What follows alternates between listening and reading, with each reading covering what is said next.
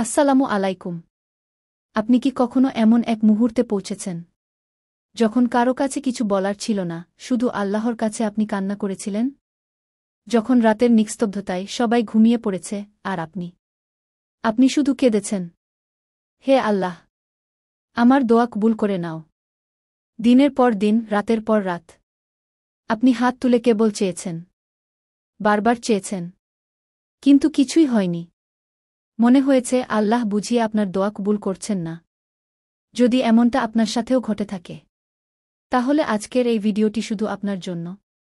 চলুন আমরা আজ জেনে নেই, কেন কিছু দোয়া দেরিতে কবুল হয়, কেন কিছু দোয়া হয়তো কখনোই কবুল হয় না, আর কিভাবে আল্লাহ আমাদের ডাকে সাড়া দেন ঠিক তখন যখন আমরা বুঝি না। সূরা গাফিরের ৬০ নম্বর আয়াতে আল্লাহ বলেছেন, তোমাদের প্রভু বলেন, তোমরা আমাকে ডাকো, আমি তোমাদের ডাকে সাড়া দিব। আল্লাহ তায়ালা নিজেই বলেছেন, আমাকে ডাকো, আমি তোমাদের ডাকে সাড়া দেব। তাহলে প্রশ্ন হচ্ছে, আমরা তো ডাকি, সাড়া তো পাচ্ছি না, কিন্তু কেন? নাম্বার ১, হারাম খাবার খাওয়া, হারাম পোশাক পরিধান করা ও হারাম উপার্জন করা। রাসূল বললেন, এক ব্যক্তি লম্বা সফর করে, তার চুল এলোমেলো, সে আল্লাহর কাছে হাত তুলে বলে, হে আমার প্রভু, হে আমার প্রভু। অথচ তার খাবার হারাম, তার পানীয় হারাম, তার পোশাক হারাম এবং সে হারাম দ্বারা লালিত। তাহলে তার দোয়া কিভাবে কবুল হবে? দোয়া কবুলের শর্ত হচ্ছে হালাল জীবনযাপন। আপনার উপার্জন যদি সুদ, চিটিং, ঘুষ, আইপিএলে জুয়া, লুডোতে জুয়া বা হারাম পথে হয়, তাহলে আপনার দোয়া আকাশে ওঠেই না। নাম্বার ২, অধৈর্যতা ও দোয়া থেকে হাল ছেড়ে দেওয়া। তোমাদের প্রত্যেকের দোয়া কবুল হয় যতক্ষণ না সে অধৈর্য হয়ে যায় এবং বলে, আমি তো অনেক দোয়া করলাম কিন্তু কিছুই তো হল না। অনেকেই দোয়া করে কয়েক দিন পরে বলে, আল্লাহ তো আমার দোয়া কবুল করছেন না। এই হতাশা নিজেই দোয়ার কবুল হওয়ার রাস্তায় বাধা হয়ে দাঁড়ায়। আল্লাহ তাকেই পছন্দ করেন যারা তার কাছে অবিরত কান্না করে। নাম্বার ৩, পাপের উপর স্থায়ী থাকা। সূরা রাদ এর ১১ নম্বর আয়াতে আল্লাহ বলেন, নিশ্চয়ই আল্লাহ কোনো জাতির অবস্থা পরিবর্তন করেন না যতক্ষণ না তারা নিজেরা নিজেদের পরিবর্তন করে। আপনি যদি গুনাহে ডুবে থাকেন, নামাজ না পড়েন, পর্দা না মানেন, হারাম কাজে লিপ্ত থাকেন, তাহলে আপনি নিজেই আল্লাহর রহমত থেকে নিজেকে দূরে সরিয়ে রেখেছেন। নাম্বার ৪, রিজিক ও হালাল জীবিকার ব্যাপারে উদাসীনতা। হাদিসে এসেছে, হালাল রিজিক অন্বেষণ করা প্রতিটি মুসলমানের উপর ফরজ। হারাম পথে উপার্জন করে রাত জেগে দোয়া করলে এটা এক প্রকার আত্মপ্রতারণা। আল্লাহ পবিত্র, তিনি পবিত্র জিনিসেই সাড়া দেন। নাম্বার ৫, আত্মতুষ্টি ও অহংকার। হাদিসে বলা হয়েছে, যে ব্যক্তি নিজেকে গর্বিত মনে করে, আল্লাহ তার দোয়া কবুল করেন না। তিরমিজি।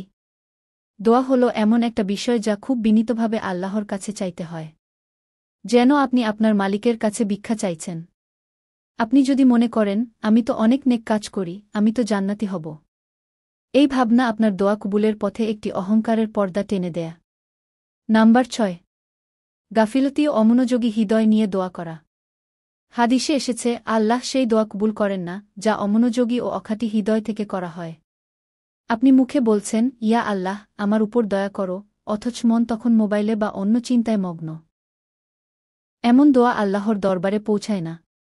নাম্বার ৭, নিষিদ্ধ বা গুনাহের জন্য দোয়া করা। হাদিসে বলা হয়েছে, যে ব্যক্তি গুনাহের জন্য বা আত্মীয়তার সম্পর্ক ছিন্ন করার জন্য দোয়া করে, তার দোয়া কবুল হয় না। কাউকে বদদোয়া করা, অন্যের ক্ষতি চাওয়া বা হারাম কিছু পাওয়ার জন্য দোয়া করলে এগুলো কখনো কবুল হয় না, বরং গুনাহ বাড়ে। নাম্বার ৮, পরীক্ষার মাধ্যমে দোয়া দেরিতে কবুল হওয়া। সূরা বাকারার ১৫৫ নম্বর আয়াতে আল্লাহ বলেন, আমি অবশ্যই তোমাদেরকে পরীক্ষা করব কিছু ভয়, ক্ষুধা, ধনসম্পদ ও জীবনের ক্ষয়ক্ষতি নিয়ে।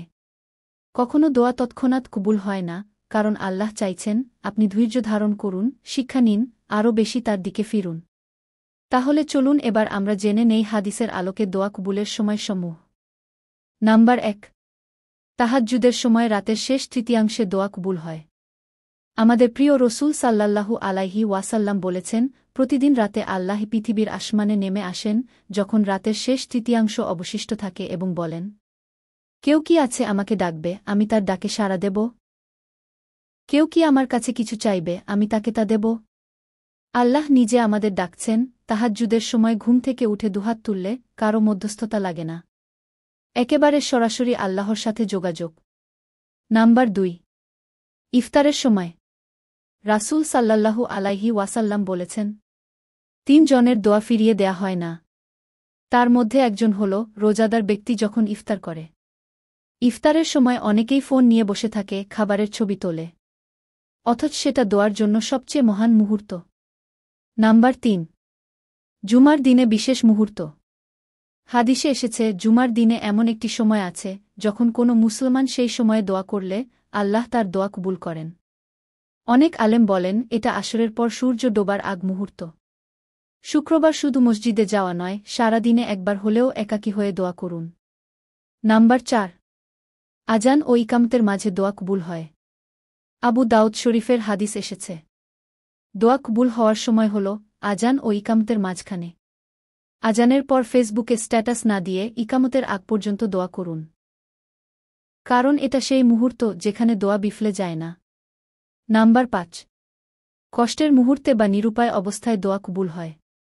সূরা নামলের 62 নম্বর আয়াতে আল্লাহ বলেন, কে উত্তর দেন সেই বিপদগ্রস্তের দোয়ায় যখন সে তাকে ডাকে?